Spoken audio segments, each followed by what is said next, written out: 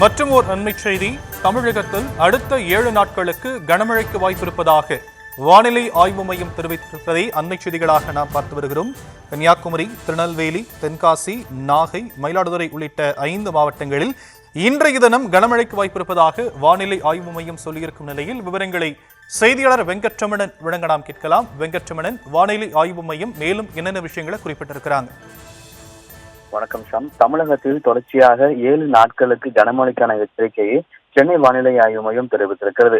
இன்றைய தினத்தை பொறுத்த வரைக்கும் கன்னியாகுமரி, திருநெல்வேலி, தென்காசி, நாகை, மயிலாடுதுறை உள்ளிட்ட 5 மாவட்டங்கள்ல இன்றைய தினம் கனமழைக்கு வாய்ப்பு இருப்பதாக வானிலை ஆய்வு மையம் தெரிவித்திருக்கிறது. தொடர்ச்சியாக தமிழகத்துல 7 நாட்களுக்கு கனமழைக்கான எச்சரிக்கை விடுக்கப்பட்டாலும் இந்த 7 நாட்களிலுமே சென்னைக்கான எந்த விதமான கனமழைக்கான எச்சரிக்கையும் விடுக்கப்படவில்லை. சென்னையை பொறுத்த வரைக்குமே மதிய நேரத்துல வெயிலுடைய தாக்கம் என்பது சற்று அதிகமாக இருக்கும் எனவும் மாலை மற்றும் நள்ளிரவு நேரங்கள்ல சென்னையில லேசானது முதல் மிதமான மழைக்கு வாய்ப்பு இருப்பதாக தெரிவிக்கப்பட்டிருக்கிறது. தென்கிழக்கு வங்கக்கடல் பகுதியில 22ஆம் தேதி உருவாகக்கூடிய காற்றழுத்த தாழ்வு பகுதி அது உருவானதற்கு பிறகாக அடுத்த 48 மணி நேரத்தில் மேலும் வலுப்பெறும் என கூறப்பட்டிருக்கிறது.